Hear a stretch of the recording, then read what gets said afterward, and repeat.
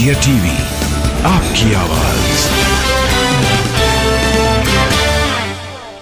नमस्कार, मैं हूं अमित पालित और अब वक्त है शब्द बाण का। महिला आरक्षण को लेकर आरजेडी सांसद मनोज झा ने कहा कि पिछड़े वर्ग की महिलाओं को भी इसमें हिस्सा मिलना चाहिए। बिल में कोटे के अंदर कोटा होना चाहिए। अगर सरकार की नीयत साफ है महिला आरक्षण बिल को लेकर के, तो हम उसमें थोड़ी और साफ गोई चाहते हैं। हमारा मानना है, हमारी पार्टी का लालू जी के टाइम से मुलायम सिंह जी ने कहा, शरद यादव जी ने कहा और कई बीजेपी के भी लोग अंदर खाने भीतर से विचार रखते हैं कि अगर आपका आइडिया है कि प्रतिनिधित्व का विस्तार किया जाए, तो वो विस्तार तब तक संभव नहीं है जब तक इसके अंदर आप अनुसूचित जाति, जनजाति और अत्यंत पिछड़े वर्ग की महिलाओं के लिए आप रास्ता नहीं खोलते हैं, कोटा विद इन कोटा नहीं करते हैं। अगर ऐसा नहीं करते हैं तो फिर एक लंबी लड़ाई सामाजिक न्याय की लड़नी पड़ेगी। क्या इस देश को इस तरह की चीजों में झोंकना चाहिए, या जब पहली बार ही बिल लाए तो इसको इतना चाक चौबंद बिल लेकर के आए कि कहीं कोई कमी ना रहे, किसी वर्ग के अधिकार, उसके हकूक पर हमला न हो। सब जो चीज क्या लगता है क्या नहीं, पहले मैंने बिल नहीं देखा है। आप मुझसे ये सवाल स्पेकुलेटिव पूछ रहे हैं। स्पेकुलेशन में जवाब देना उचित नहीं होगा। मैं इस दायरे में सोच और समझ रहा हूं कि अगर ये बिल 2010 वाला जो राज्यसभा में पास था ला रहे हैं, तो मेरी ये गुजारिश होगी कि आप इसको फ्रेश बिल करके लाइए, जिसमें SC, ST और OBC महिलाओं के उनके हकूक की और जिसको हम कहते हैं ना कि लोकतंत्र की इंद्रधनुषी चरित्र पर बात हो, वो तब तक संभव नहीं होगा जब आप quota within quota ensure नहीं करेंगे।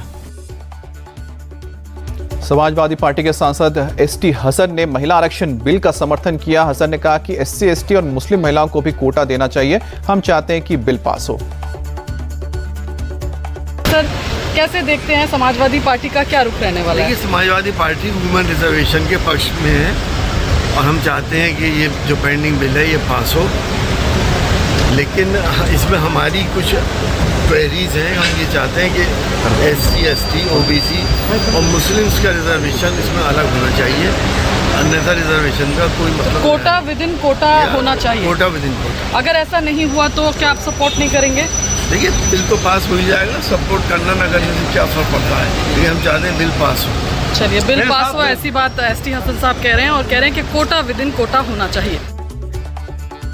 कांग्रेस सांसद रजनी पाटिल ने महिला आरक्षण बिल पर कहा कि हमारी पार्टी इस बिल का समर्थन करेगी। संसद में महिला के आरक्षण से देश को फायदा मिलेगा। इससे देश के कानूनों में महिलाओं की सोच शामिल हो सकेगी। हमारे साथ हैं कांग्रेस सांसद रजनी पाटिल जी। मैम, किस तरह से आप देखती हैं कैबिनेट ने जो है वो महिला आरक्षण बिल को अप्रूवल दे दिया है? जी बिल्कुल, हमारे कांग्रेस पार्टी का स्टैंड 2018 से क्लियर है। राहुल गांधी जी ने तब लेटर भी लिखा था कि अगर भारतीय जनता पार्टी ये बिल लाती है तो हम अनकंडीशनल सपोर्ट करेंगे, तो हमारा सपोर्ट रहेगा। इस पे हम इसका स्वागत करते हैं। लेकिन आप ये भी ना भूलें कि ये बिल की शुरुआत और ये इससे brain child of Rajiv Gandhi ji ने पहली बार 73rd और 74th अमेंडमेंट कर दी थी और तब हमारी महिलाओं को पहली बार 33% आरक्षण मिला था। जब 2010 में ये बिल आया था मैम, तो उस वक्त कुछ राजनीतिक दल जो आज आपके साथ भी हैं, चाहे हम समाजवादी पार्टी की बात करें, आरजेडी की बात करें, उन्होंने उसका विरोध किया था। आप उनसे कहेंगे कि इस बार समर्थन करेंगे? नहीं, देखिए, ये उनका हर एक का अपना सोच विचार है। हमारी स्पष्ट भूमिका है, हम अपने पार्टी के लिए बात करेंगे। लेकिन एक होड़ से लग गई कि हम लाए तो हम लाए, इस पे आप क्या कहेंगे? नहीं, होड़ लेने से कुछ फायदा नहीं। जब पहली बार 96 में ये बिल आया था, तब मैं लोकसभा में थी, तब तो जो पार्टी आज लाने का दावा कर रही है उन्हीं के सांसद ने वो फाड़ा था और गीता मुखर्जी की सिलेक्ट कमेटी इसलिए स्थापित करनी पड़ी थी। एक आखिरी प्रश्न मिलूंगा मैम, अगर ये बिल आ जाता है और ये कानून बन जाता है तो इससे महिलाओं को कितना फायदा हो? देखिए, जहाँ पे डिसीजन मेकिंग पावर जब महिलाओं के हाथ में आ जाती है, पार्लियामेंट ये है कि सर्वोच्च सभागृह जिसको बोलते हैं, और वहाँ पे डिसीजन होते हैं, कानून बनते हैं, तो वो कानून बनने के लिए अगर हमारी बहनें वहाँ पे होंगी तो वो चाहे वो किसी भी पार्टी की होगी, वो महिलाओं के नजरिए से देखेगी। बात करेंगे तो कांग्रेस जो है वो इस बिल का समर्थन कर रही है। पुराने संसद में आयोजित विदाई समारोह को पीएम मोदी ने संबोधित किया। पीएम बोले, इसी सेंट्रल हॉल में भारत के तिरंगे और राष्ट्रगान को अपनाया गया था। भारत के भाग्य को गढ़ने का काम भी इसी सदन में हुआ। संविधान सभा की बैठक यहां शुरू हुई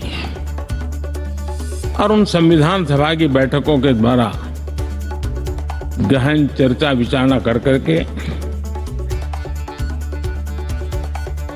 हमारा संविधान यहीं पर आकार लिया। यहीं पर 1947 में अंग्रेजी हुकूमत ने सत्ता हस्तांतरण किया, उस प्रक्रिया का भी साक्षी हमारा ये सेंट्रल हॉल है। इसी सेंट्रल हॉल में भारत के तिरंगे को अपनाया गया, हमारे राष्ट्रगान को अपनाया गया और ऐतिहासिक अवसरों पर आजादी के बाद भी सभी सरकारों के दरमियान अनेक अवसर आए जब दोनों सदनों ने मिलकर के यहां पर भारत के भाग्य को गढ़ने के पर विचार किया, सहमति बनाई और निर्णय भी किए।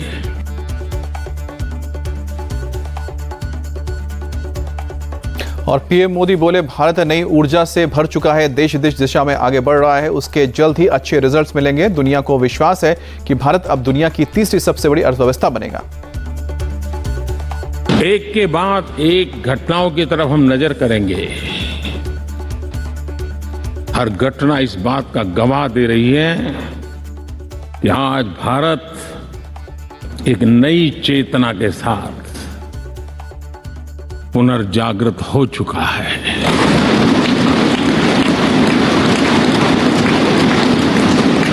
भारत नई ऊर्जा से भर चुका है और यही चेतना, यही ऊर्जा इस देश के कोटि कोटि जनों के सपनों को संकल्प में परिवर्तित कर सकती है और संकल्प को परिश्रम की पराकाष्ठा कर करके सिद्धि तक पहुंचा सकती है। ये हम देख सकते हैं।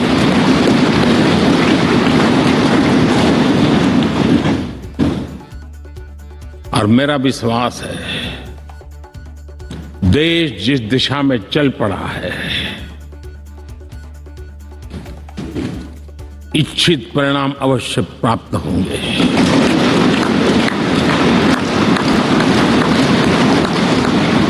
हम गति जितनी तेज करेंगे, परिणाम उतने जल्दी मिलेंगे।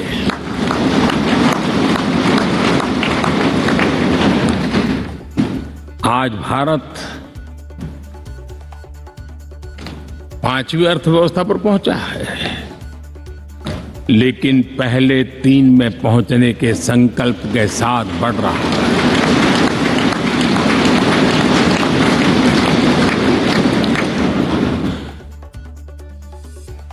और मैं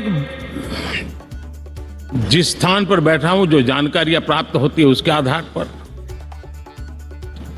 विश्व के गणमान्य लोगों से बातचीत करता हूं, उसके आधार पर मैं बड़े विश्वास से कह रहा हूं, हम में से कुछ लोगों की निराशा हो सकती है, लेकिन दुनिया आश्वस्त है कि भारत टॉप 3 में पहुंच के रहेगा।